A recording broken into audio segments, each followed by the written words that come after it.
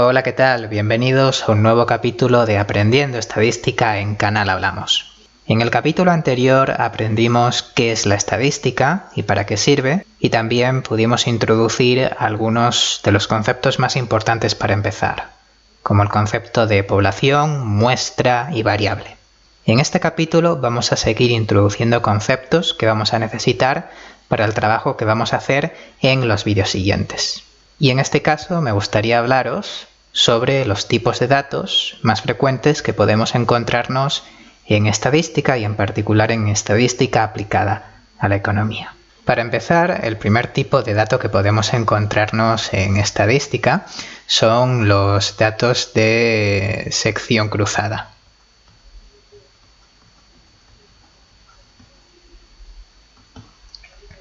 Los datos de sección cruzada consisten en información para una muestra de individuos en un periodo de tiempo concreto, de tal manera que tenemos una observación para cada individuo. Como ejemplo, podemos pensar en los estudiantes de una clase. Por ejemplo, tenemos Manuel, Esther y Alejandro y su nota en una asignatura, su nota de estadística. De tal manera que Manuel puede tener un 8,8, Esther un 10, Alejandro un 9, etc. Para cada individuo, un registro de la variable que estamos midiendo. El siguiente tipo de dato que podemos encontrarnos en estadística son los datos de series temporales.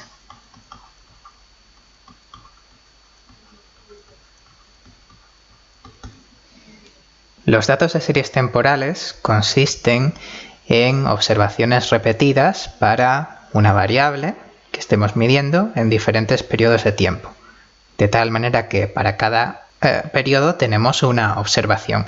Por ejemplo, podemos pensar en que tenemos como periodos los años 2017, 2018, 2019 y estamos midiendo la tasa de crecimiento del PIB de un país en cada año.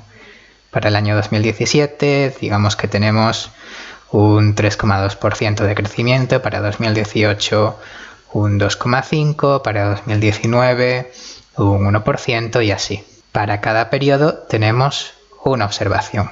Igual que la tasa de crecimiento del PIB, otras variables macroeconómicas normalmente suelen aparecer en este formato de series temporales, como la tasa de inflación, la tasa de paro, etc. Y finalmente, el tercer tipo de datos que podemos encontrarnos son los datos de panel, que son una combinación de los dos anteriores en el sentido de que tenemos un conjunto de individuos y tenemos también una lista de periodos, de tal manera que vamos a tener para cada combinación de individuo y periodo una observación. Por ejemplo, digamos que tenemos una lista de países.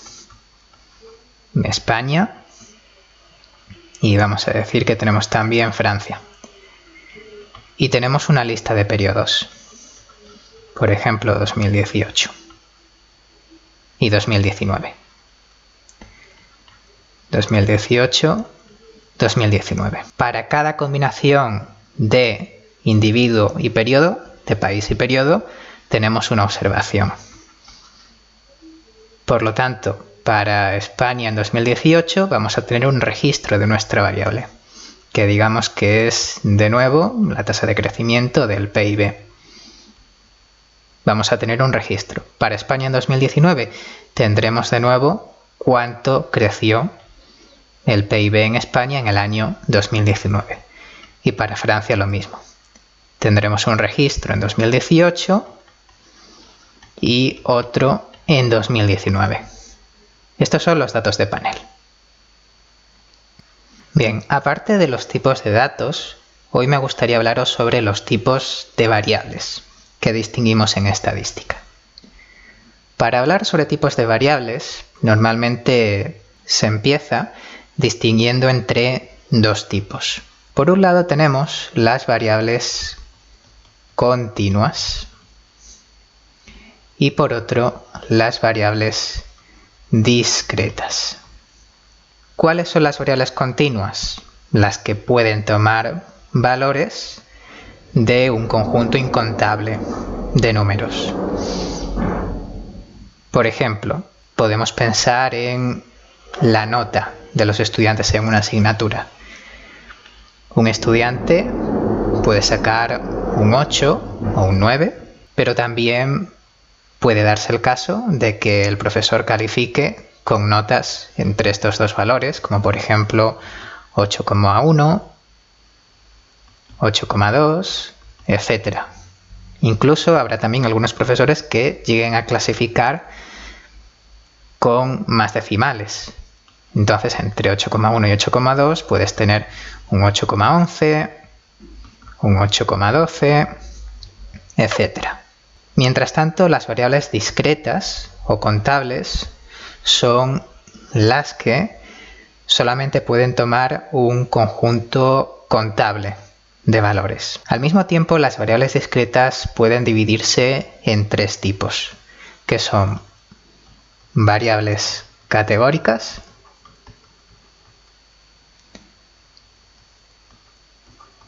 ordinales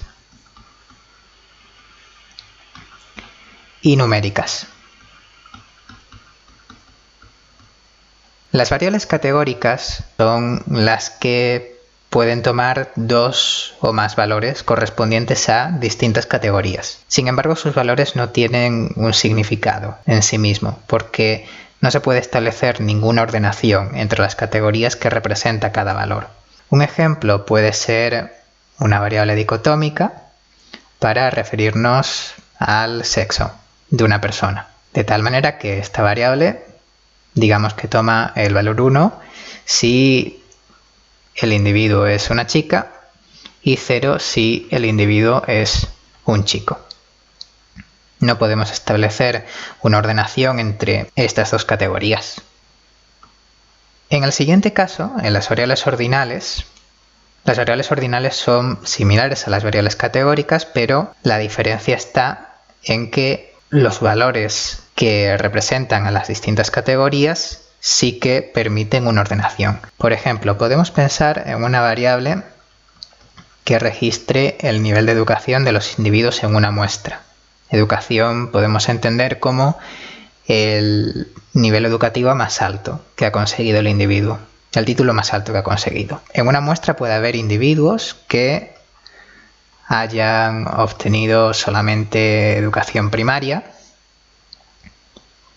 otros que hayan obtenido educación secundaria, otros con bachillerato, otros con educación universitaria,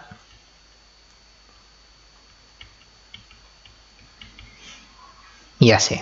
Finalmente, las variables numéricas o cardinales son similares a las variables ordinales, con la diferencia de que utilizamos intervalos de valores para clasificar a los individuos de la muestra.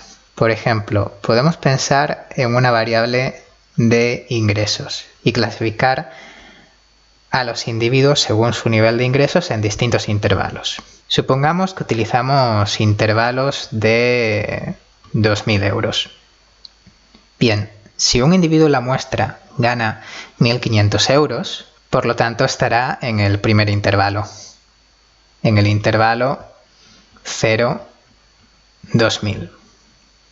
En cambio, si hay otra persona que gana 3.000 euros, se encontrará en el siguiente intervalo, en el intervalo 2, donde clasificamos a las personas con ingresos entre 2.000 y 4.000 euros.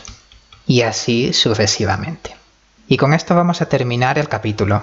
Espero que os haya sido de ayuda y, por supuesto, cualquier pregunta, comentario, sugerencia podéis dejarlo debajo de este vídeo o contactar directamente con nosotros a través de nuestras redes sociales, Facebook, Twitter y nuestra página web www.canalhablamos.es. Esto ha sido todo. Hasta la próxima.